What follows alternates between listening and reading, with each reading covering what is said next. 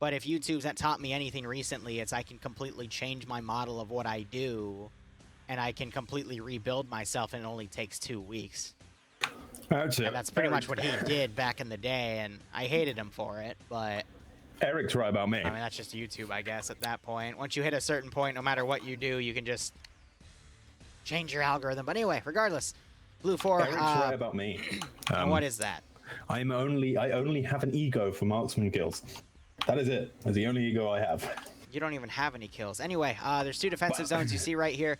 I'm assuming 1 VIP is going to be in each zone. We'll see who those VIPs are when the mission loads. And OPFOR is going to be spawning at the big mosque area of Anizay. I don't know why. We always do assassination missions on Anizay. I guess because it just rings really well. And I do agree with Ironland. Sometimes Zeus's do need to step back and look at everything. I try to get my perspectives by working in multiple different communities, and that's what helps keep me rounded. But then I also spend time in the Eden editor making abominations that I guess everyone else also likes, so shrug. Let me put the prediction up. I don't Zeus because I think I'd be terrible at it. This is gonna be I don't know for coding. I need to learn how to Zeus. BLUFOR is going to be defending OPFOR. You've become the very thing you swore to destroy.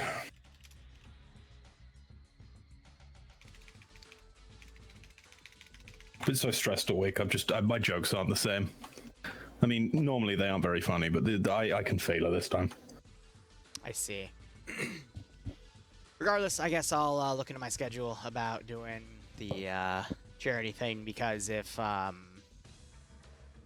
whatchamacallit, if it's announced in FNF, then you know I like to follow what FNF does. So, well. Though a 12-hour, I've done 6 hours before. Whew, 12 hours, that's going to be an interesting one. I played the Arma 3 campaign 2 times on stream, and it took me 11 hours the first time, and then 10 hours the next time. Nice. That was all in one stream. That was painful. Daddy Hades asking if the BTRs are rescripted to have weapons similar to 240. No, they usually have a 50-round KPTV, which is 14.5 millimeter, and then a 250-round 7.62 coax. They usually don't touch the rescripting for that. Normally, they would rescript anything such as GMGs or autocannons away, but last week we did actually have a Weasel with an autocannon, which I found quite interesting, and I hope we see a little bit more of that in the future. Because the only reason that vehicle was able to do so well is because the opposite faction choked so many times, actually kill the damn thing. It was quite funny, but we'll see those highlights come out soon. Also, I guess this is a good time to announce it. I will be changing how I upload on the PvP channel slightly. What we're going to do is we're going to have 2 days where it's the format we've been doing, a highlight and then a main video. And then the third day we're going to do 2 highlights.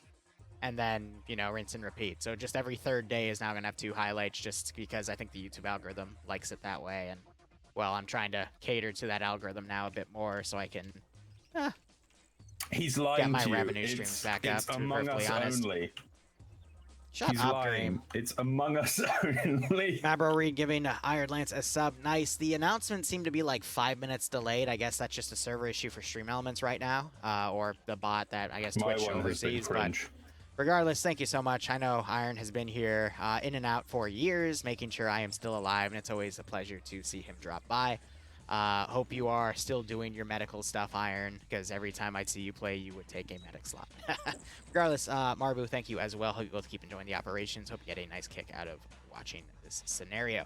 Anyway, looking back at everything here for BLUFOR, it said Assassination 2, so I would assume the people that are trying to be assassinated for BLUFOR are Mountain and Shy, but we might find out more in the briefing tab. All right. Dream. Movie voice. Background. Movie go. Oh, it is Sorry. 3 HVIs. All right, go. Sorry. Sorry, I was eating. Here we go. All right. Background. The Russian army is again on the hunt for free, high-value targets. The American platoon leader, his highest-ranking officer, and platoon medic are hitting in the northern part of the area near Bareksi and Rangerzan. All right. So it is 3 VIPs that are trying to hide. Yes, it is the Mountain, platoon lead, Shy, and Logan. Yes, Mountain, Shy, Logan. All right. As in the game, very nice. So in terms of assets, BLUFOR, I'll use the new mode because it's fun. BLUFOR are dressed up as U.S. Marine Woodland, which is the default that you see at least one mission every week with this set on. This is what I like to refer to as vanilla FNF because you always see those kits. Loadouts, it's going to be M16, A1s, and A4s with carryalls. M249s, M240 Bravos, M72 Laws for the LAT. M2010s for the marksman weapon, 14s and SOCOMs for the suppressed weapons, and aviation can choose MP7s or M4A1s. Assets, this is where it's going to get interesting. So we have two M113, M240 Bravos, which is basically a 240 Bravo on the gun mount for the 113.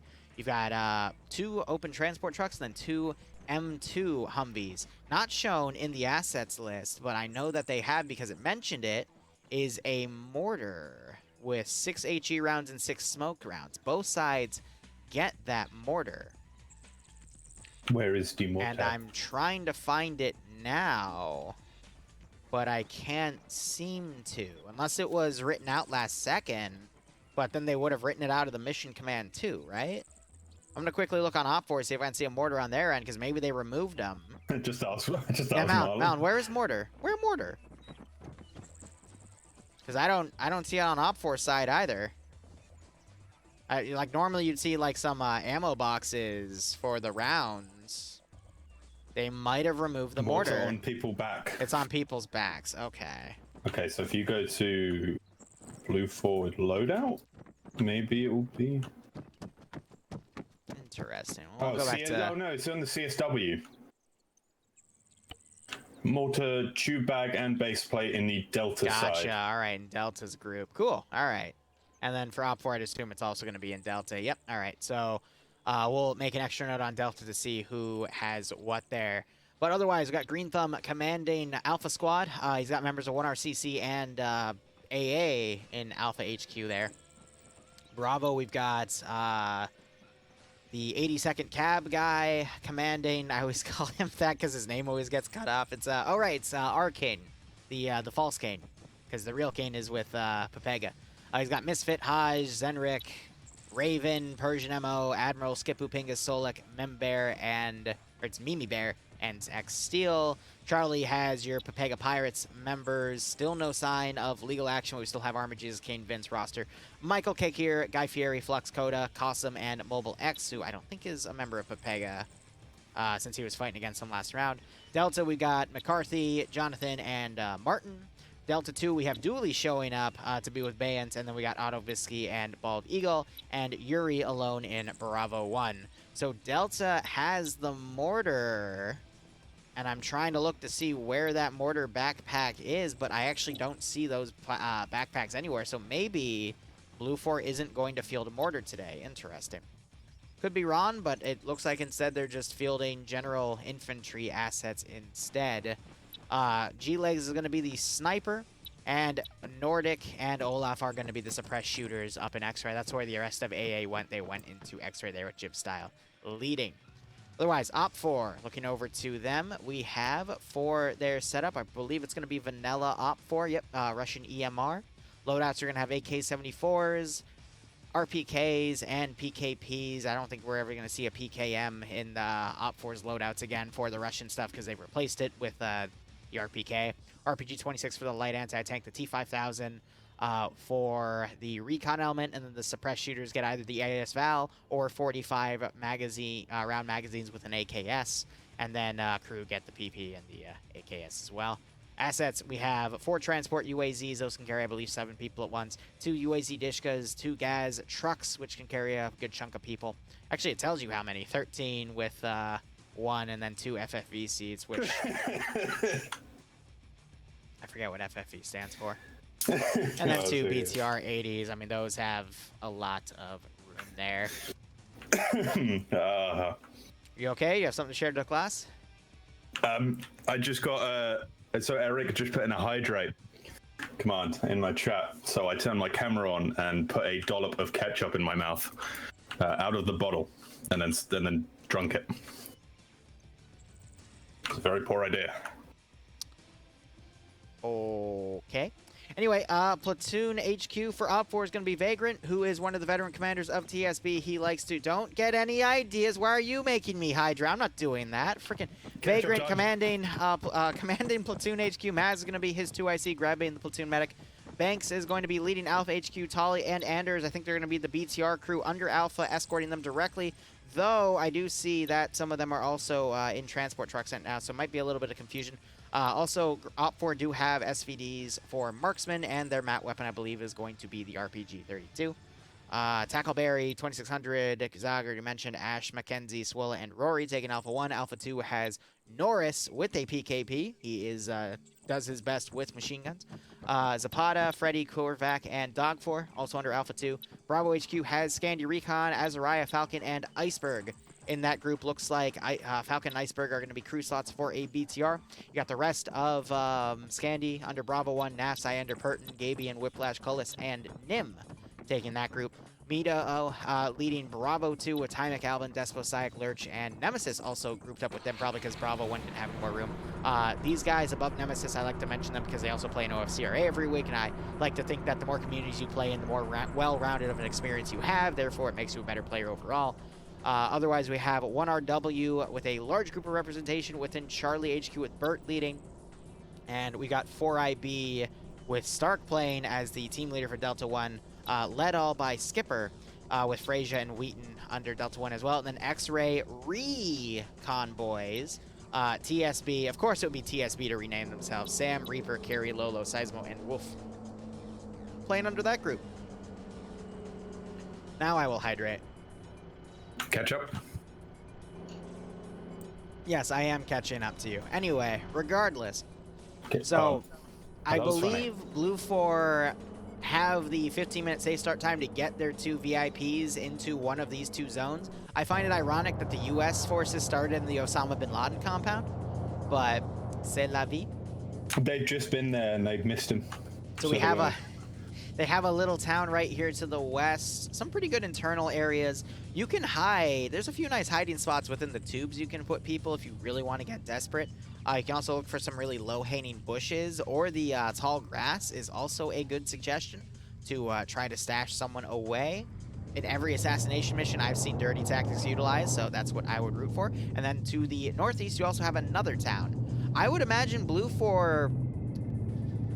Assassination missions are really tough because, yes, you are playing on defense, but the best way to take out an enemy force coming in is to pretty much flank them as they come in and then get a small encirclement going, if not at least a nice flank attack to deliver enfilade fire, and then wipe the opponent before they can get too far in. Because if you just resort it to open CQC, OPFOR's number advantage will eventually steamroll you. Now, there is only a 5% number advantage here, so OPFOR doesn't have too much in terms of numbers to go with, but I could see the BLUFOR utilizing that mortar effectively to, you know, do some real work with it. 4IB with Stark on OPFOR has access to the mortar because they're part of Delta, whereas BLUFOR would either be Jonathan, McCarthy, Martin, or Dooley, and Bay. I'm not sure how good Bay is with the mortar, but I know Stark is very, very good with the mortar, so we'll just have to see how things go. Oh god, why does alcohol taste like that? You know, I ask that question a lot. But otherwise, I think X-Ray being utilized effectively would be good on BLUFOR's end to see where OPFOR is going to push their main attack. But I think OPFOR could also use X-Ray as a great pathfinding group to find a good route into the AO, or as a party to try to eliminate the opponent's mortar team. But I think X-Ray is going to have to be a lot more mobile than they want to because there is no big hill that they can just sit on and watch forces coming in. So I'd love to see X-Ray be utilized in that way. Is X-Ray going to be utilized that way? Probably not, because we never see X-Ray utilized effectively in FNF. It is very, very rare, but we'll just have to see how things go. But otherwise, I mean, that's pretty much it. You got Pepega on one side, you got Scandi on the other. I'm leaning, usually in assassination missions, the offense wins. However, some of those missions have been incredibly biased in the offense's favor, so... I remember the first one, it was a night mission. Yeah, oh yeah. Do you remember that? Yeah. just got swarmed. I do. That mission's always interesting, especially in assassination, because so much team killing. And then as you got all these roaring hills, so there's a lot of opportunity for the attacking group to get really close to the objective without even potentially being spotted. Usually it's the audio PID that gives them away, but we've seen entire squads of infantry get behind people and no one realizes. That's why I said earlier, X-Ray has the potential to be really, really effective here, especially as a suppressed unit. So another noteworthy thing is the sectors are within a click of each other, so it's really easy to clean through one and then go to the other. There's a lot of advantages on OPFOR, but both AOs are towns, and we've got Pepega Pirates on the defending faction, which will be starting the town, and if you give them room to maneuver, they will do work, especially on Anizay. However, that's usually better for them on the offense than the defense, but I could see them still pulling some really great plays here, but they are fighting Scandi, who is on the offense side, who are, I would say their best effort is flanking attacks in these open style maps where they can then, you know, push into town, get a foothold for the rest of the entire side and lead in from there. So there's a lot of ways this could go. I don't think there's a guarantee of who's going to win on either side. Good luck on your bet. That's all I can really say on that one, to be honest. Red 4 will win. You can get that as a dream. I forgot what the word is. See, you just make these random assumptions, and then if you're wrong, you just go, oh, you know, why'd you bet for me? But if you're right, you just inflate your own ego, and I personally hate it, Dream. I personally hate it. I personally hate you. I know, I hate you too, buddy. Yeah, well, to be fair, the last 3 times I've done it, I've gotten it right, and I've been equally as confused. Yes, I know. As It hurts. everyone else. It hurts. What hurts? Come on, explain. No, I don't think I The will. fact that everything I do annoys you to no end? Yeah, something like that. Regardless, now we just have to see how this all goes. I'm someone in my chat is 200k in yours, and I'm telling him to put it all on right now. Why, though? Because he'll win.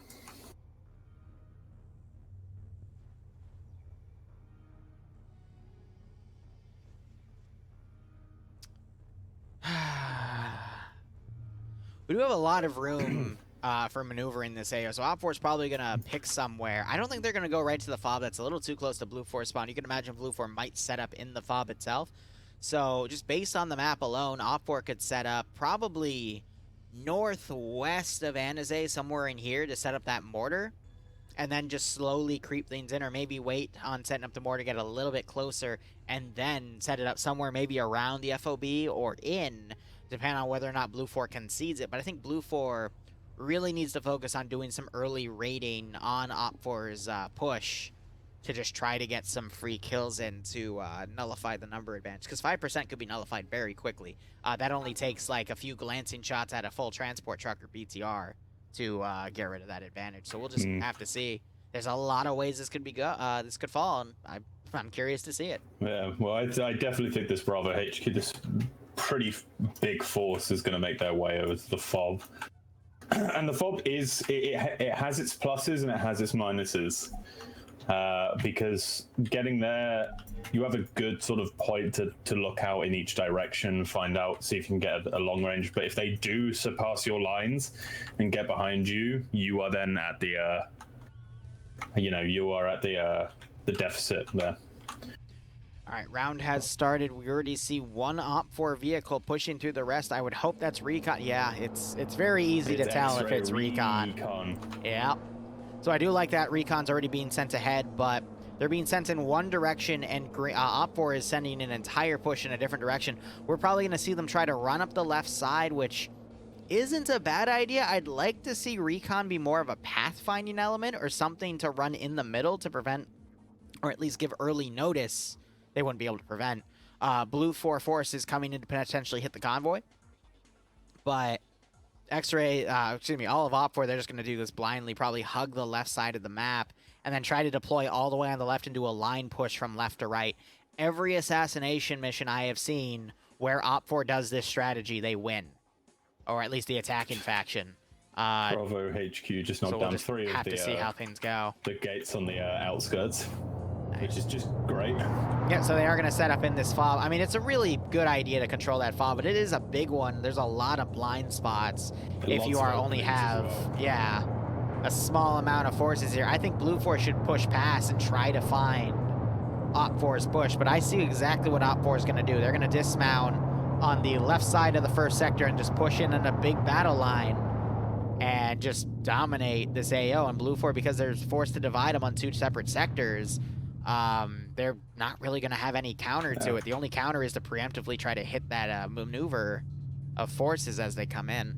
I think you already said it before, but this assassination missions are especially where if you move your X-ray team correctly, they can win or lose you the game. Because I remember the last assassination mission we had, I remember they moved their X-ray team really far beyond the people who they needed to assassinate. Yeah. And they just came through and they just cleared the back line because no one knew they'd be there. I think this is the perfect one to send a small X-ray element out to find which way they're maneuvering from, because if you can find where they're going, I think the defending force have a huge advantage. I mean, you could say that for any game, but assassination, you can work around, you can use your guys, work around it. Instead, they're putting X-ray in a minaret tower, which I just don't agree with. It doesn't have enough elevation to really see anything. It makes them too static. This is the one where they need to be mobile, because otherwise it's just kind of a wasted opportunity, in my opinion. Everyone thinks themselves, oh yeah, let's get this minaret tower, it's up high, And look, I just spoke about having an ego in terms of me playing marksman, but I think everyone, especially me, can agree, well, most people can agree that going up into the minaret towers, yeah, it seems like a good idea. Yeah, you're going to get height. But at the end of the day, you're going to make yourself an even bigger target, because that's the first place people look. It's the first place people go, hey, check that tower, and then they'll see you. I've done it multiple times. I've been killed up there multiple times. I've looked up there multiple times. I think the key to being a good X-ray team is staying low and staying in bounds of cover before you can, before even taking a shot, because that first shot is always, it sets off a timer for how long you can actually stay there. So that's why you always have to move after the first shot, after a few seconds or minutes after the first shot. And my cat is laid out on the floor.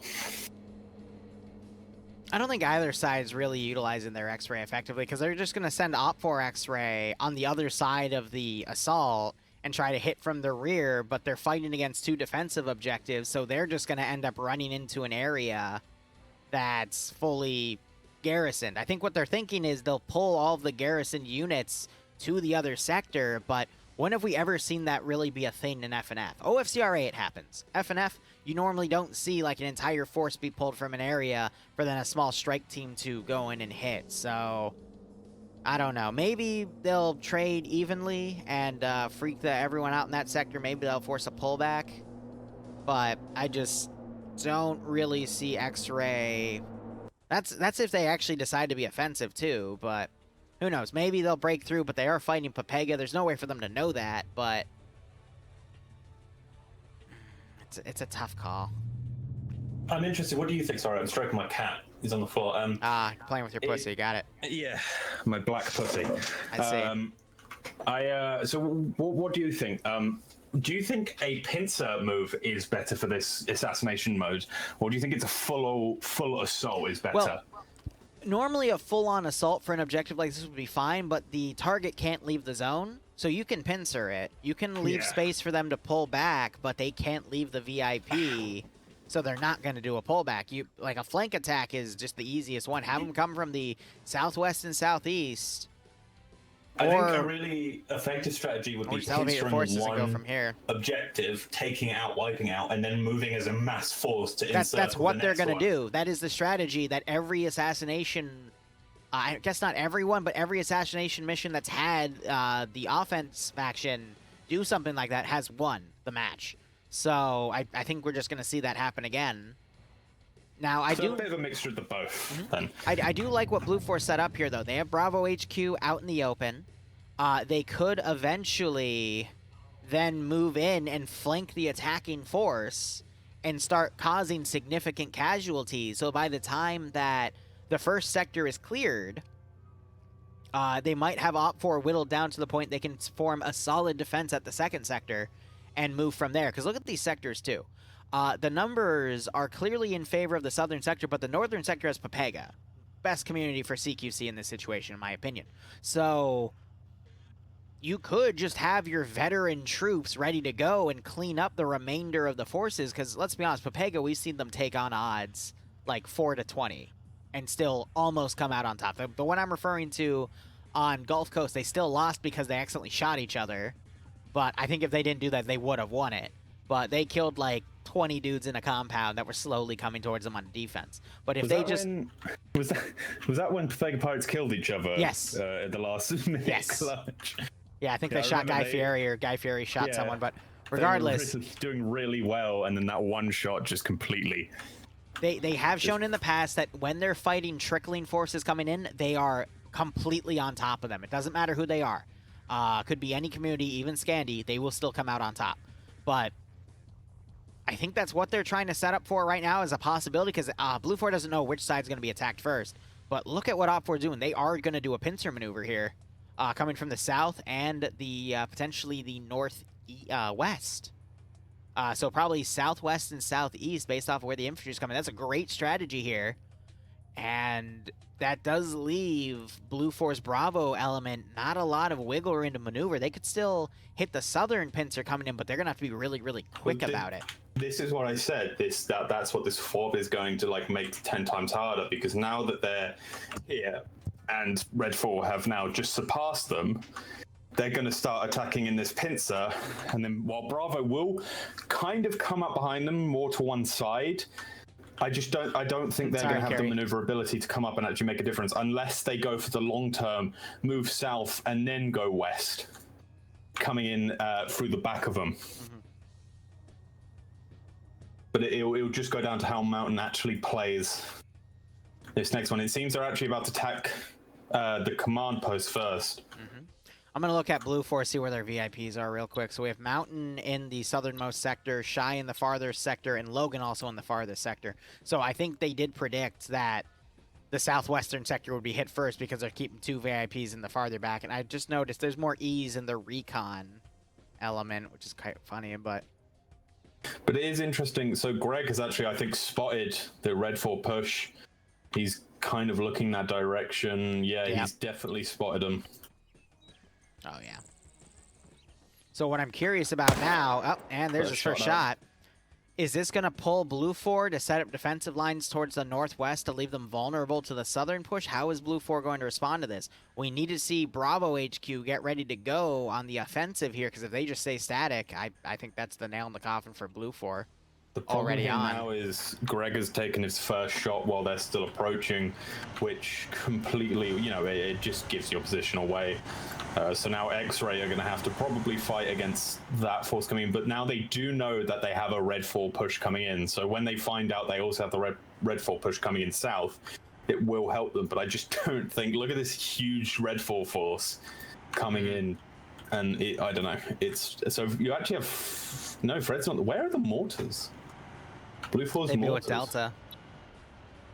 Yeah, they'd be here, but they don't have any down. I didn't see anyone with the mortar backpacks for Delta, so it is quite possible they just didn't take them. Jonathan's placing down a charge in the middle of the road, side of the road.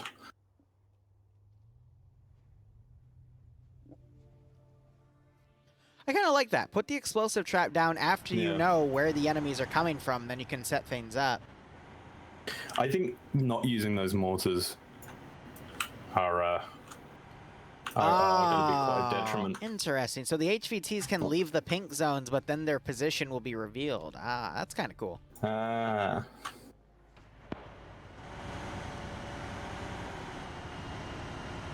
At that point, why not just get one of the HVTs in a Vic and just beeline it down to Cass or somewhere in the south? See how many OPFOR you can pull with that.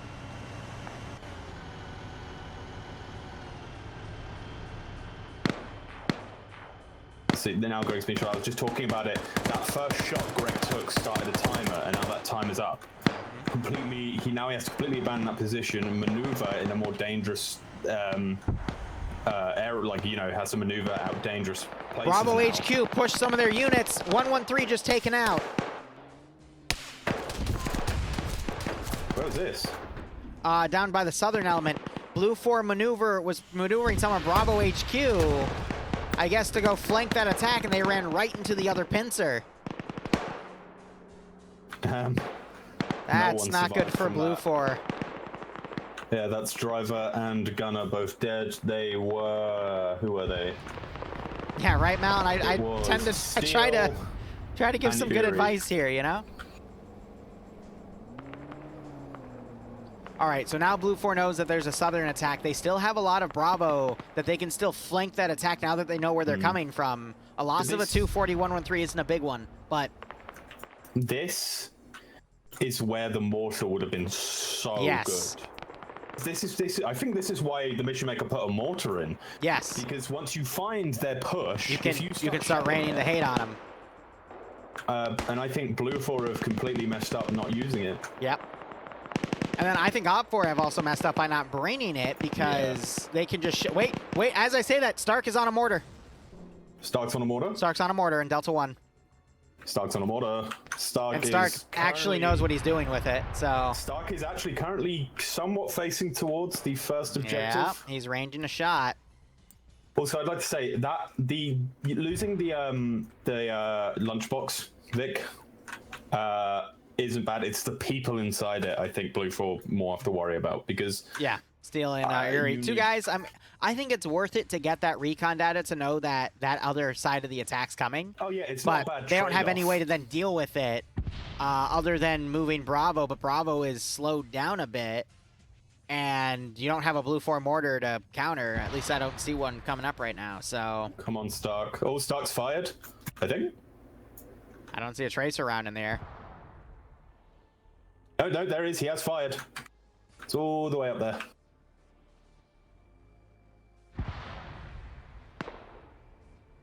Here it comes. Oh, that might be accurate. Oh, that might be really accurate. I'm watching. Oh, no. Okay, he's going to fall short, but it is square in the middle. Oh, yes. That's beautiful. That was a great shot. Now, I want to see how BLUFOR responds to being mortared here. Now, they only have 6 shots, so they need to get some more accurate targeting data. But as soon as they run in... Huh? Look at Mountain. He's left the zone. So he's constantly being pinged on the map.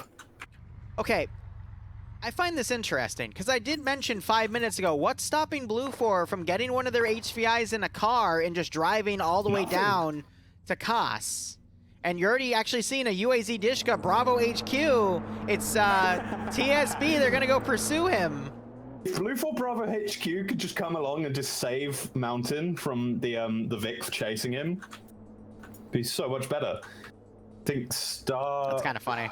I think Stark might... Stark's got off the mortar. I'm a little strange that that happens after I mention it, but, you know... I think... I don't put it past Mountain to come up with an idea like that, though, because that is a very Mountain thing to do, but I also find it interesting how I said that a few minutes ago, and then it just magically happens. Caster prediction. Yeah, right? Instead of a caster cursed. And that Humvee's going to be able to outmaneuver the UAZ, so let's see how that goes. We'll occasionally check on it. BTR now coming up to help suppress Alpha 1. What we need to see here is the mortar fire another round now that they have some actual targeting data on where BLUFOR is.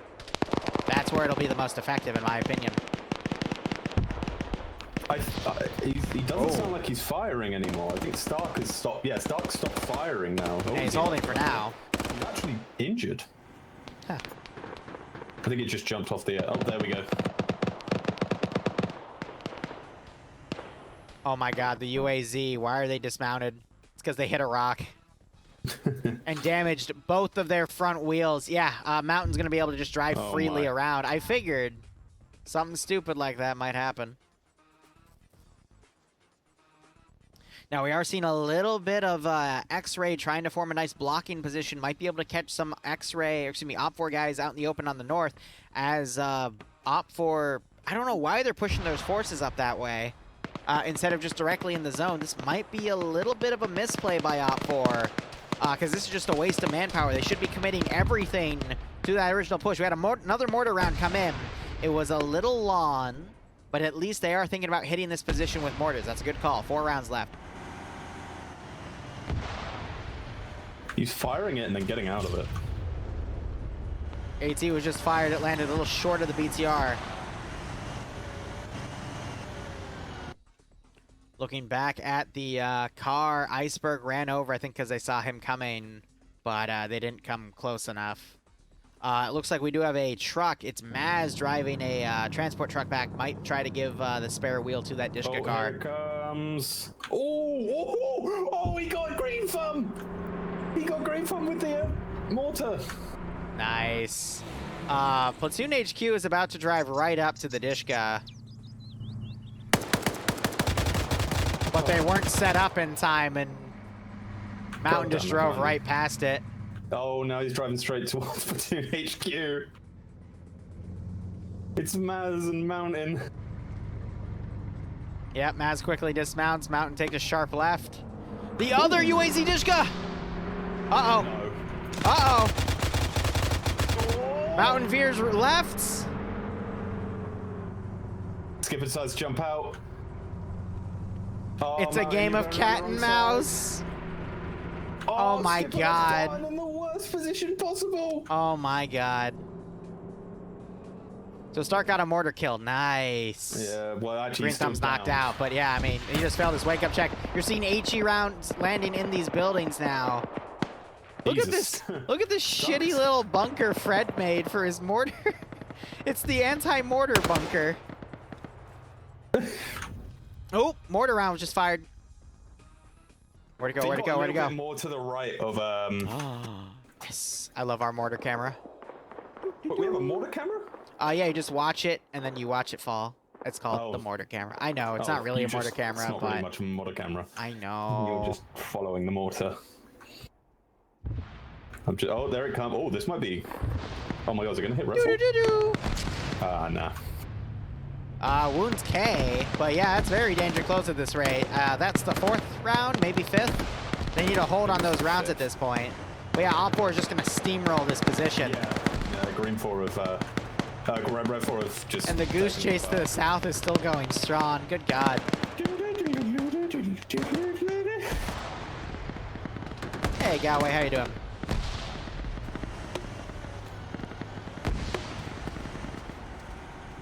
It's honestly just a good method. To be perfectly honest. You still have OPFOR Recon waiting in the back line. I don't know what they're planning, but you also have Kasum coming up to their position. Were they spotted? They might have been, and Kasum's just checking it out. I don't know. What are they doing in here? Just Meanwhile, OPFOR's northern force is still trying to break through X-Ray, and now Bravo has come to reinforce. AT just hit the BTR, excuse me, the 113. Only doing superficial damage from the looks of things, but OPFOR wasting their manpower a bit on that northern force. Azarai just came up and annihilated someone on the southern side of that southern AO. And you still have the DshKs following Mountain with the Vic there.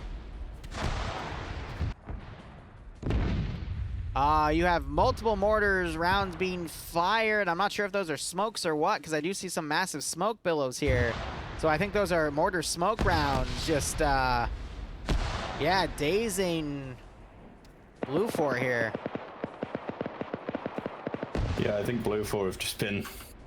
I'm a little worried about OPFOR though, because they're spreading out their units a bit too much in this attack here, and that's allowing BLUFOR to start defeating the northern unit in detail, and that might be enough for Pepega to sweep everything in on the end.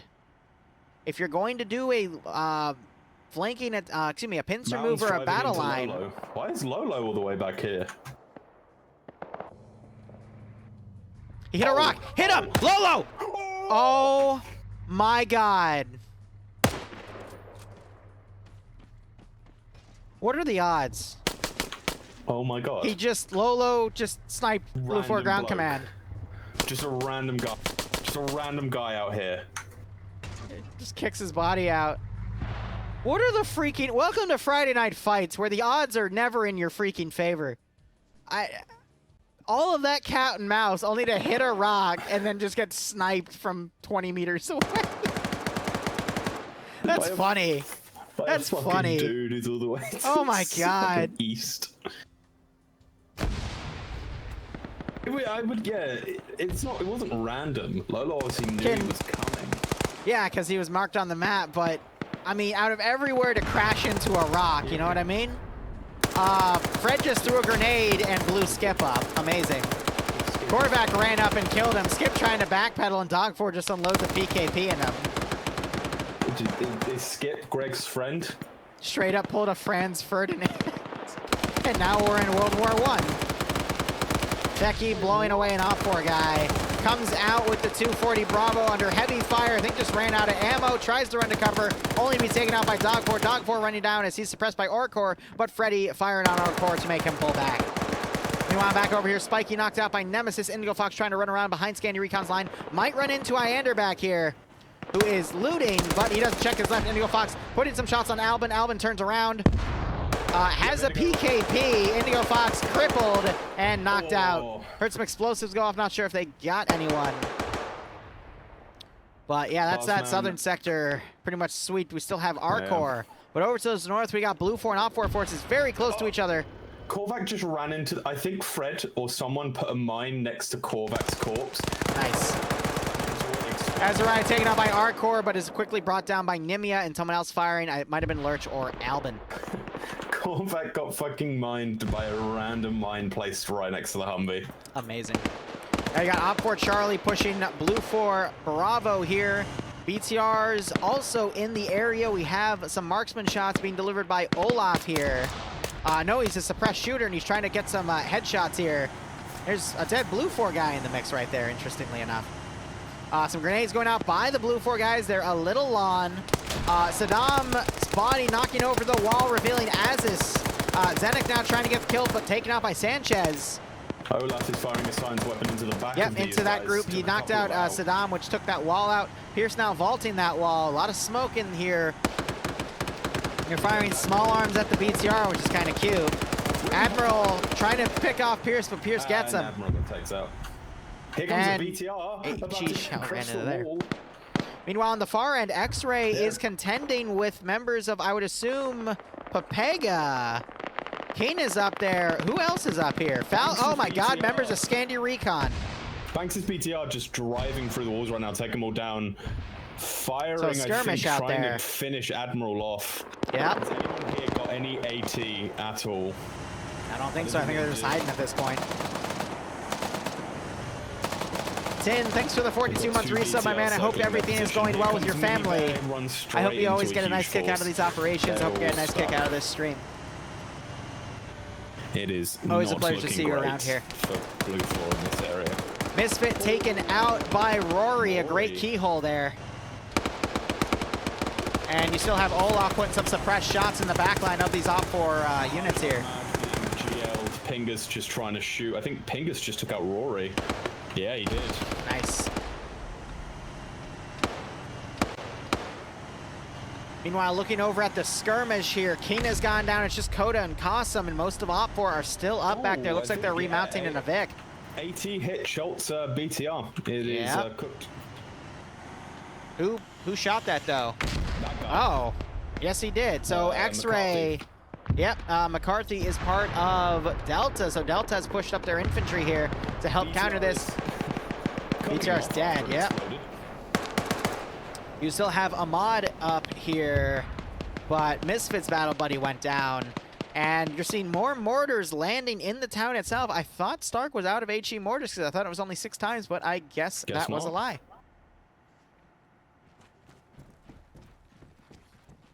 Ahmad, he's got a 240 Bravo. That's a really good gun for the situation. Can he stair camp?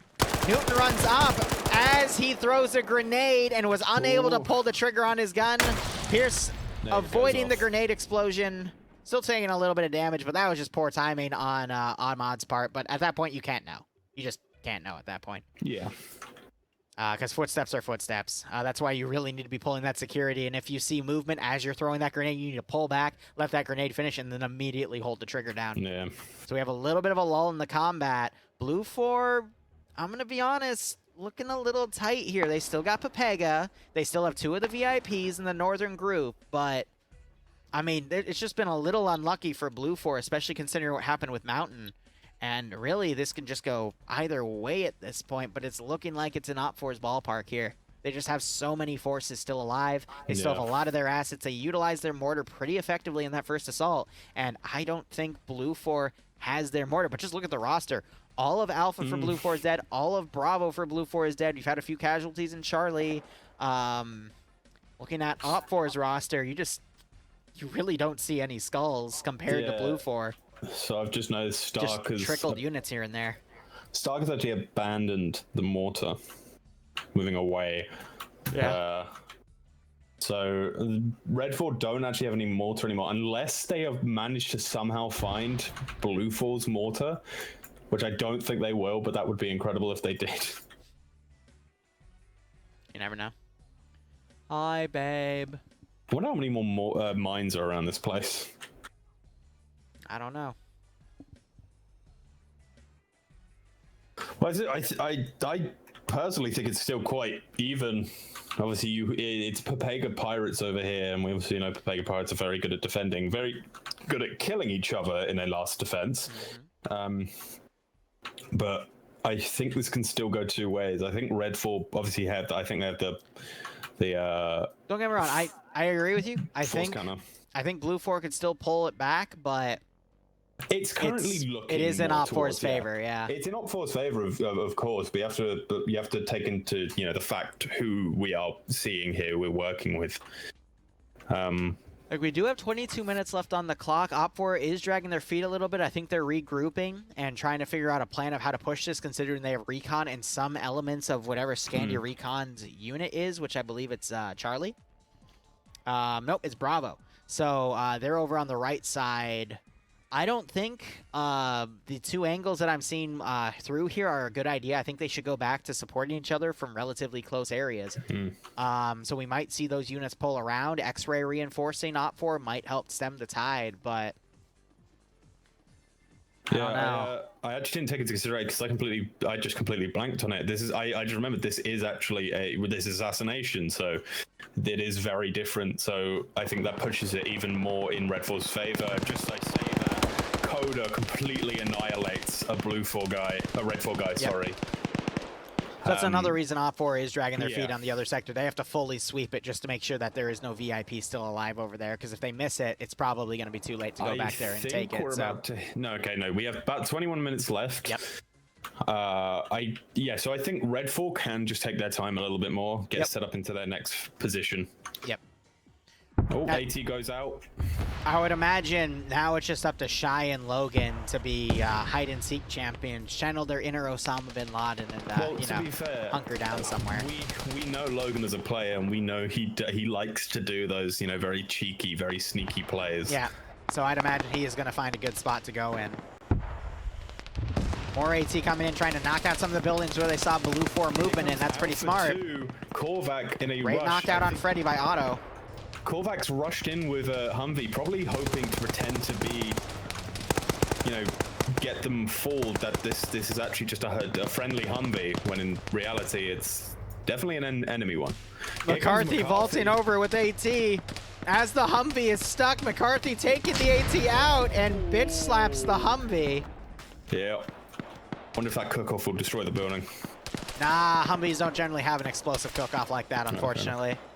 Ever since the Ace damage rewrite for vehicles like 2 or 3 years ago.